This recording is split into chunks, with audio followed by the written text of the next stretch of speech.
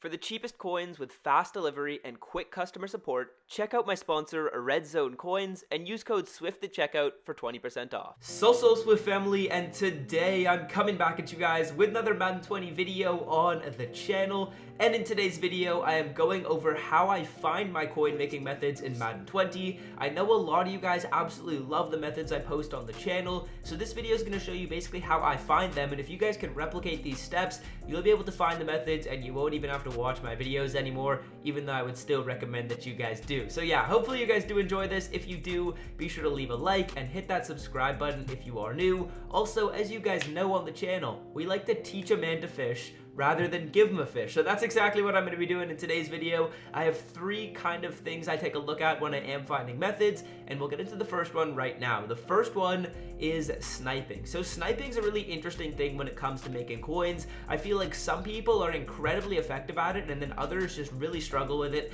And the main thing that comes down to is patience. So when we are finding my sniping methods, and when I do try and find my sniping filters, the first thing that I like to do is think, okay, is there a new promo in the game? Because a lot of the times when there is a new promo, there's going to be an influx of cards into the market, and when tons of people are posting cards into the market, that's when you guys are going to be able to actually snipe cards for cheap, because people are going to be putting them up really often, and then you can just find them. So for example, one of the sniping filters that I absolutely loved was this one right here, where we actually needed to put in, where was it? I forget where this pack was, but it was this Combine Conqueror token pack, and actually what was going on was people were sniping these 85s and then reselling them, because when people look through this filter right here, you actually see the cards at a higher price, and it looks like that's actually still the case right now. So this is actually still a viable sniping method, but what I basically do to find a sniping method, and what I would recommend you guys do, is you find exactly how much you can sell the card for. So for example, for this one right here, like the Combine Conqueror, we can sell these cards at 7.5k. Then what I would do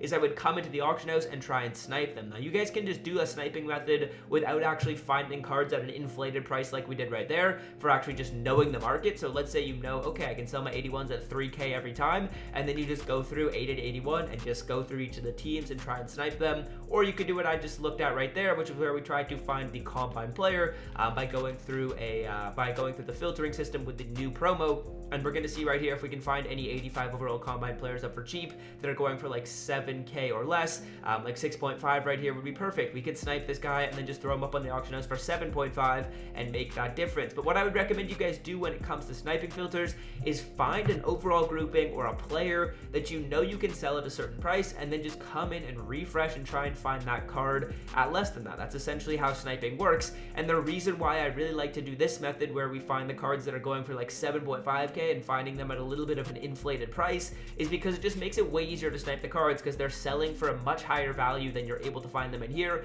and you can consistently find snipes. That's why I like to show you guys this 85 overall method. But let's say you know exactly how much 85s are going for, and you just want to snipe them in general, or you just want to snipe 84s, for example. Then what you could do is just, like, let's say, go through each of the teams and try and snipe each of them. Or when there's a new promo that comes out, like I just showed you guys, try and snipe the new cards that come out in that promo, because that's a really good way of making coins. And you can kind of just find your own sniping filters that way. So that's the first method, or kind of the first aspect of making coins, and that is sniping. I know it's not for everyone. Everyone's favorite method is going to be the one at the end that I'll show you guys. But sniping is something I wanted to address, because I know some of you guys do like to snipe, and those of you that don't, it's still a decent habit to get into, just so you can kind of see how much the market is going for. Now, the next thing that I want to talk about is profitable packs, you guys. A really great way of making coins is through profitable packs, and there's actually a ton of packs in here, if you guys do the numbers on them, which are going to make you coins. As I look through these, maybe not these ones at the start, but as you get a little bit further, alternate uniform fantasy packs made me coins back in the day. Color Rush made me coins back in the day. Live fantasy packs made me coins back in the day. And all of these back here have also made me coins as well. So essentially what I do to see if these training currency packs are viable is I go into the training market on Mutthead, or just watch one of my videos where I show off the cheapest way to get training, and I see, okay, let's say I could buy an 85, which I think quick sells for about 1,000 training, at a price of like 5,000 coins, and I'll see, okay, let's say, is this pack profitable? How much can I sell each of the playbooks for? And is that going to be more than how much I bought the card for to quick sell the training? And if so, then that's a viable coin making method.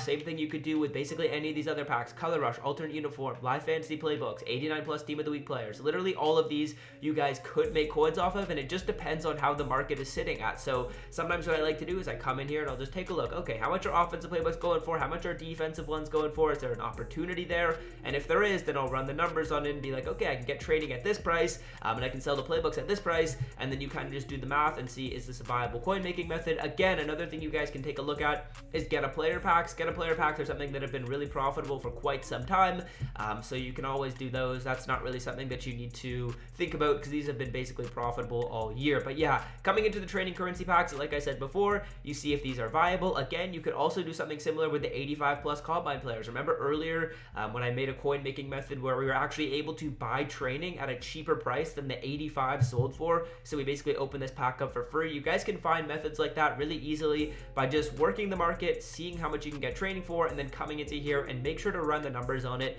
to make sure that it is a viable method. And then if it is, you just found a method that no one else knows, and you're going to be able to do it over and over again with zero competition, which is absolutely huge. And whenever you find something like that, you definitely want to hold on to it and try and do it as often as possible. Because I remember earlier in the year, I actually had the Derrick Henry set, his Team of the Week set, which was just so profitable. I made about 1 million coins off of it. I must have done that set at least 50 times. So yeah, be sure to come in here and check your training currency. But the last thing I want to talk about, which actually is everyone's probably favorite way of making coins, is sets. Because if you can find a set which is profitable, like I said with the Derrick Henry, you could make endless amounts of coins. So with the sets, there's a few things I like to look for. One set that I always like to see is exchange sets, where okay, you put in a couple of lower overalls and you get a higher one. One of the really profitable exchange sets that you guys probably remember is the Mutt Hero set. That one was incredibly profitable for me. Also, the 91 to 92 is sometimes profitable. But when it just comes to those exchange sets, the things that I like to think about first, I think about, okay, what is the reward I get from this set? If, for example, the Mutt Heroes one, the reward is a player which is really valuable now, or the chance at a player which is really valuable now because they just got a new card, how can I get that set done for cheap, and will I be able to make coins off it, are some of the questions that I'm always asking myself. So let's say, for example, a new player gets a Team of the Week card, then I'm thinking, okay, how much can I get that set done for? Because his card is probably inflated in price, so I want to see if I can make coins off it. Same thing goes with exchange sets. Like for these exchange sets with the 91 to 92, I believe it is, I'm thinking, okay, how much are the Redux cards going for? Because you pull the Reduxes a lot. Did people just get upgrades that have a 91 to 92? And that's when you think about potential ways to make coins. Again, same thing with the Mutt Heroes. Did someone just get an upgrade? And same thing with the Mutt Superstars as well. That's basically one thing I think about. Did a card just get an upgrade? And how can I get that card for cheap by utilizing the sets? Now, other sets that I like to think about, or other sets that I like to just look at, are usually I like to take a look at these master sets. Because I remember earlier in the year when the Zero Chill sets came out, I believe it was over here, someone actually sent me a coin making method which was just absolutely incredible in the Ghost of Madden section. I believe it was doing this Terry McLaurin over and over again, and you got so much training from it.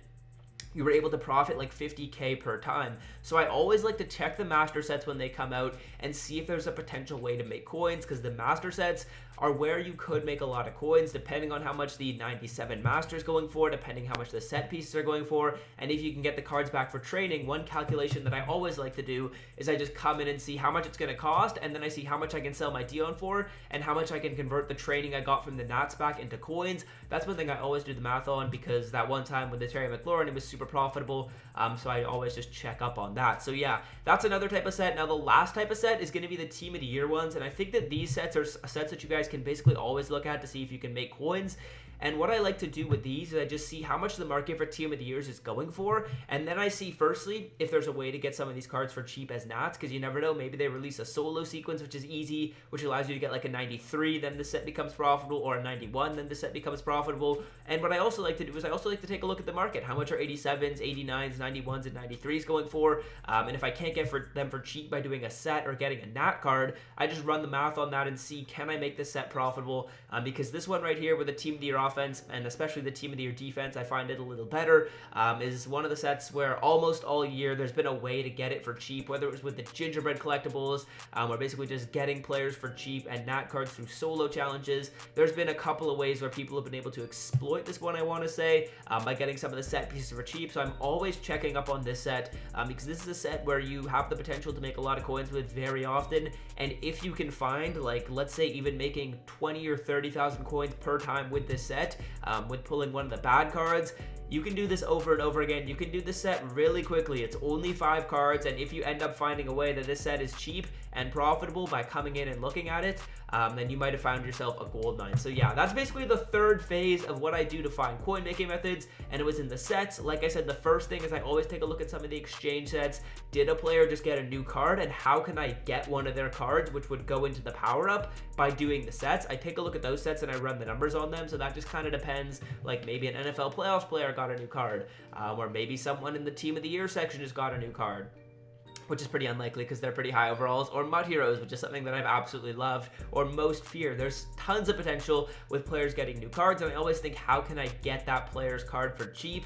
Because you are going to need it to power them up. Now, the second type of set that I like to look at is master sets. Master sets can sometimes be incredibly profitable. I like to run the numbers on them because if you can find those, and you can even just find one, which is profitable for even like 3 hours, you can make hella coins from it. And then the final thing, which is the Team of the Years, I always like to brush up on these just to see if there's a way to make coins. But just basically all these sets, there's plenty of potential. I know that actually a couple sets in here were decently profitable for a couple days, I want to say. I think that this random Super Bowl past hero set was profitable. So there's just tons of potential in basically all of these sets for you guys to just take a look at, run the numbers on. Like I always say, you got to run the numbers on it to see if it is profitable, because I basically found profitable sets in almost every single category when it comes to the sets. So if you guys do the math on it as well, you guys can find the methods before I do, and that's when you can really make the coin. So yeah, hopefully you guys did enjoy the video. Hopefully this was pretty helpful for you guys. If it was, be sure to leave a like. If you're not in Notification Squad, be sure to join Notification Squad down below. Would be greatly appreciated. I will have a coin making method coming out for you guys tomorrow. If any of you guys find some cool from this video, hit me up in the DMs. Why not? It would be greatly appreciated. And if you want lab coin methods as well, I usually like to reply to all of you guys in the DMs. So if you have any questions, feel free to hit me up over there. And that's going to do it for the video. Hope you guys have enjoyed. And until next time, fellas, I'm out. Have a great rest of your day. Peace. It means no worry.